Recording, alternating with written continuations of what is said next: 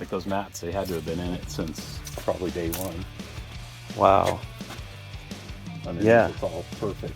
That's And the crazy. back seat's got a couple little tears, and pretty good. So what's the story? Well, no, don't tell me the story yet. We'll sit and we'll set up some cameras. Okay, So the bracket here, I thought it was just some kind of a home built deal, but it turns out it's actually a 66 specific. I think maybe even 67s did it, but it was something they did in the Hemi cars. No I'm shit. assuming they mounted it up there probably to get it away from all the engine heat and, Right. you know, probably just to free up room for the Hemi. Yeah, because the starter relays normally even on 66. And it's right? crazy because it even has, like, I think those 2 bolts is where it would normally be. Yeah, it's like And they put the bolts in for a filler, but just to plug the holes. yeah, Freaking A. it's a trip. Now, there's nothing on the fender tag that would say it's a Hemi for this year, right?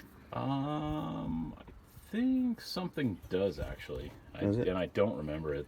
I've never been good with these. Is it okay if I film it? Yeah, I don't. Okay. But Because I know, like my '68 Charger. There's I think it has like it'll say, you know, XP29 or you know.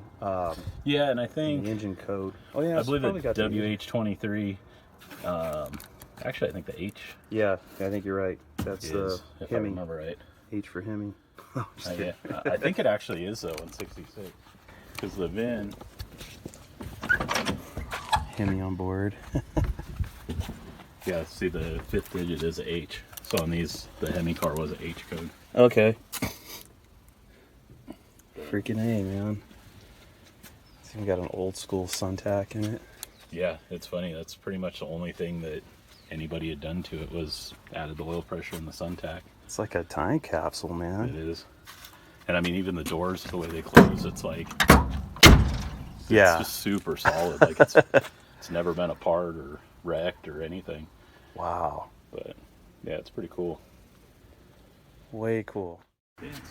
All right, so Hemi car. Yeah. Should Probably we? not have my back, huh? Yeah, probably not. So what's the story on this car, man? So it popped up on Facebook Marketplace. Okay. And actually it wasn't even on Marketplace. It was on one of those like Mopar swap shop or Mopar swap forum, whatever. Right. And it popped up and the guy listed it, and I think his asking price was 25 grand or best, and I was like, wow, you know, and then I saw it was in Upland, so I was like, wow, it's close too. Yeah, so in your own backyard. like, man, you know, the engine's worth Yeah. the price of the car. Yeah. So I called the guy and started going back and forth with him, and the story was that his aunt's brother bought it somewhere in the early 80s, had it for a while, drove it around.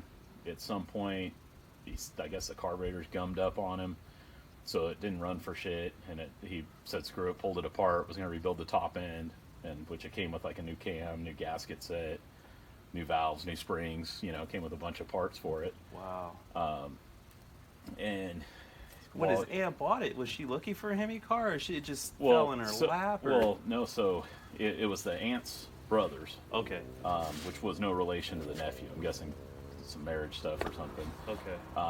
But at least that was the story. But I guess what ended up happening, he pulled it apart. He pulled the front suspension off, pulled the motor out, was going to start going through it. Time went by, it sat, and somewhere roughly about 5 years ago, the guy passed away. So the aunt inherited the car,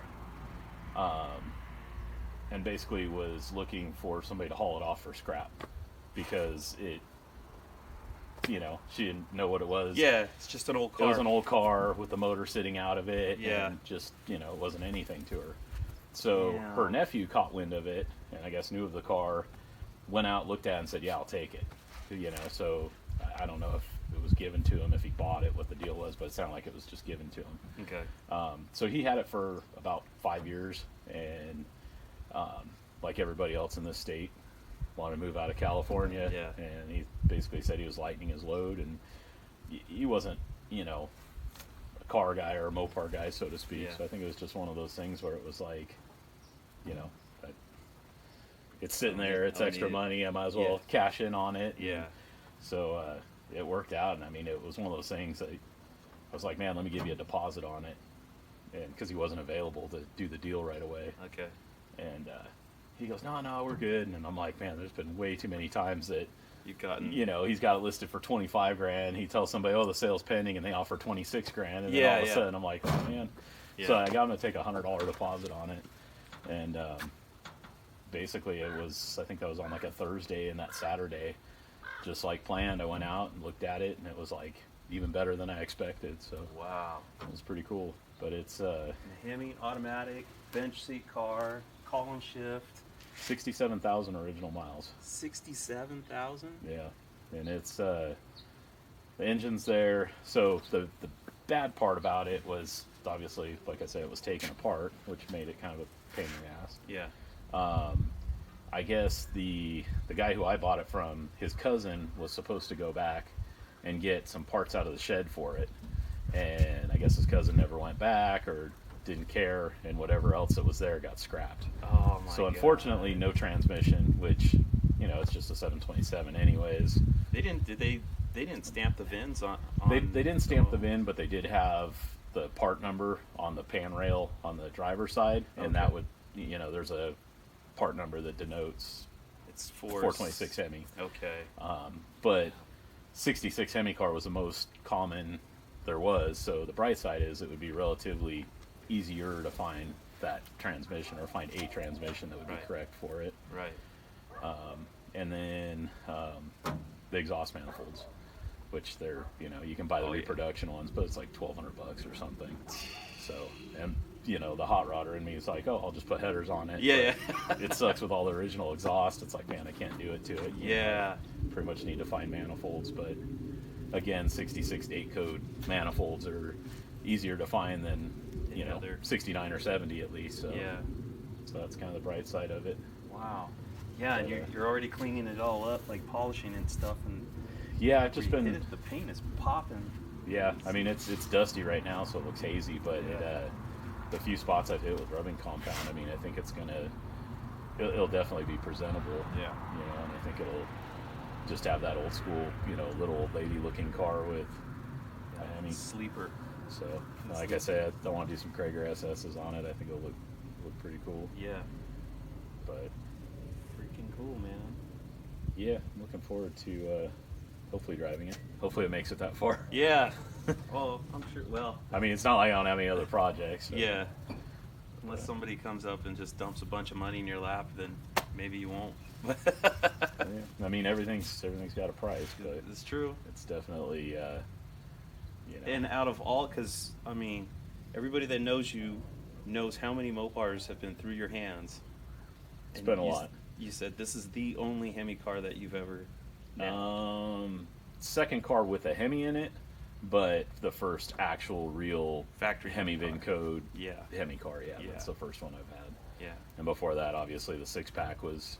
So at this Yeah. point, to have the six pack and a Hemi, it's like, you know. Lightning striking twice. Yeah. Yeah. So it's definitely, you know, at this point, my goal is kind of to keep both, unless I can replace one with like or better. You Yeah, know? yeah. Like if I was to sell this, there's a couple, either a 78 Arcuda, which I might have a lead on, or a 69 A12 Super B, which I got a buddy with one that could be for sale. Dude. So those would be like the two cars that could replace this car, but it would have to be like six pack for six pack pretty much. Yeah, yeah. And have to be 4-speed. So. Yeah. And the automatic on this car is kind of the boring part. It's like, Yeah. it's just so plain that, you know, Yeah. it kind Yeah, of needs it's a 4-speed. If you saw this car sitting on the street somewhere, you'd never know it was a Hemi unless Yeah. you just happen to see the badge on it. But Yep. Yeah, if you put the cheesy little V8 emblems on it, it would look like every Yeah. other Poly 318, Yeah. you know, nothing Yeah. car. that's But- crazy.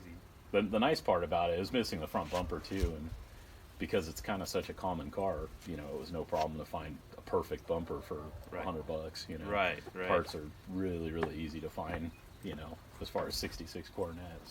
So if you're in the market for a B body or entry level, the 66 and 7s yeah. is the way to go. Totally. Yeah. Yeah, that's definitely. I mean, that's one of the few cars you can still get for like A body prices. Yeah, exactly. And it's, you know, they're cool cars. They're fun to drive. They drive good. Oh man. I mean, I'd say those are even 63 to 65 doesn't seem to be that expensive. Yeah. You know?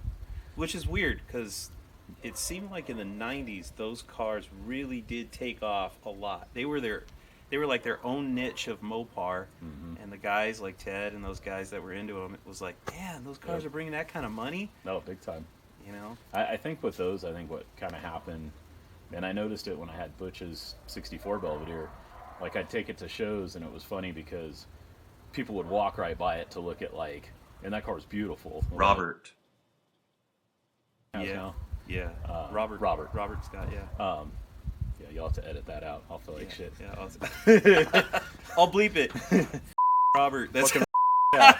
But anyways, That's what he said. The car I sold Robert, that car was freaking, I mean, it's a beautiful car, and I would take it to shows, and there could be like the biggest shitbox Malibu or, I don't know, Camaro or Challenger or, you know, 74 Challenger and primer, and people would walk past it to look at that because they didn't know. Yeah, you know, but it did get like the crowd of like all the old timers and like the old drag racer guys. Yeah. Those were always the guys that came up and like, you know, had like the appreciation.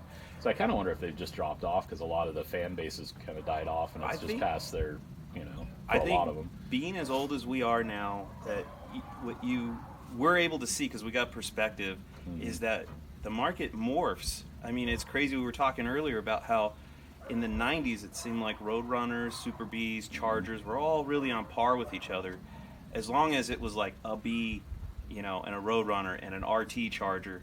Like all those cars were pretty much on par with each other, with very few, you know, deviation from that. But then, like where Chargers are today, it's insane because you could have a 318 Charger bring more money than a 383 Roadrunner, and it's like.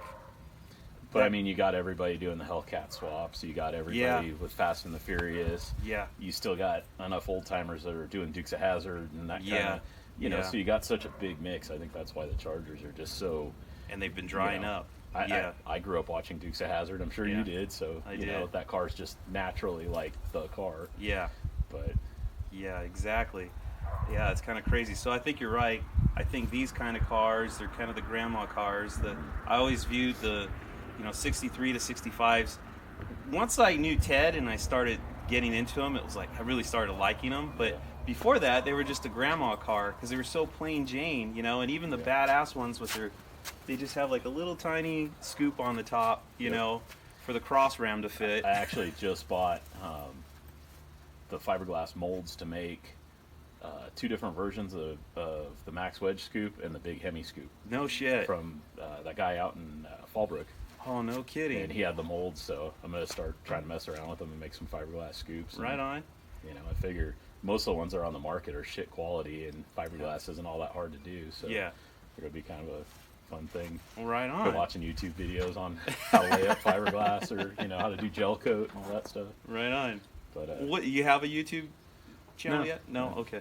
Just haven't. Okay. Just Instagram still. All right. But. So you're just watching for the training. You're not actually posting anything. Nah, I don't know. My wife tells me I should. She's like, "Oh, God, all these cars that you drag home, you know, aren't you like filming, pulling them up on video, or you know, up on the trailer?" And I don't know. It's just... That's okay. You could be on Johnny Mopar videos.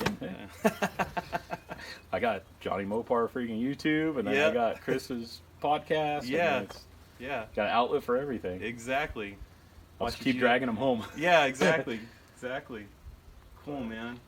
Yeah, I think another good point, like on the market too, is a lot of like the 62 to really 67. It's like that Tri-5 market or Model A market. It's, you know, same thing. Yeah, you look at a Model A Ford, and what do they go for? They're nothing compared to what. You know. Yeah. Mopar muscle. So. Well, and even if you're younger, if you're younger generation, kind of coming into the hobby. Like, these cars are very iconic. So, you know, when you look at general mainstream, kind of, they just want, like a commercial or something, they want to generically throw a muscle car. It's a Challenger, it's a Cuda, it's a Charger, it's a Roadrunner, Super B, you know. Coronet RT. Or Coronet RT, or GTX, you know. It's something like that. And so they become familiar, I think, with the younger market. These cars...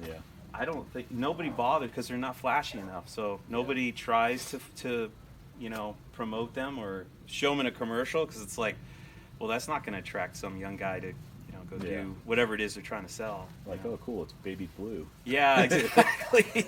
With blue interior. Yeah, exactly. Yeah. Pretty cool.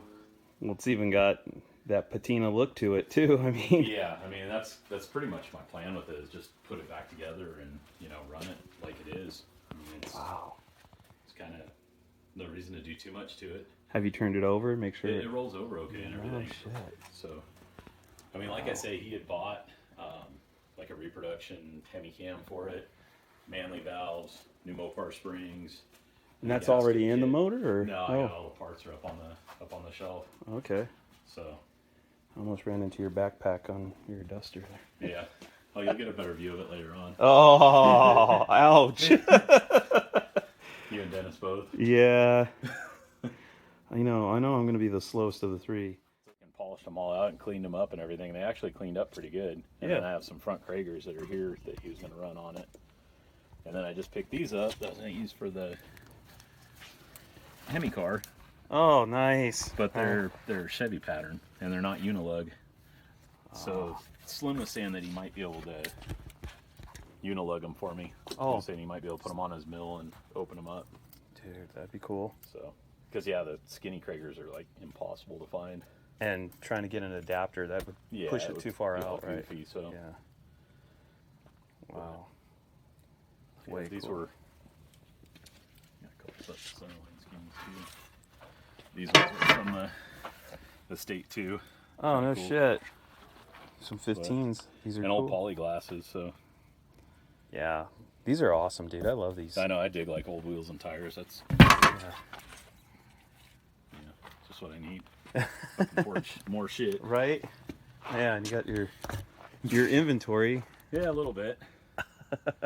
And then these are the scoops, the molds. Oh, no shit. All right, cool. So that's the stock Max Wedge one. This is a bigger, taller Max Wedge one. And this one's the Hemi one, but this is a taller version of it. Okay. But pretty neat.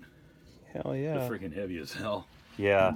But freaking A. Cool, man. Go check out them tires. Yes. Freaking A. Completely forgot about it.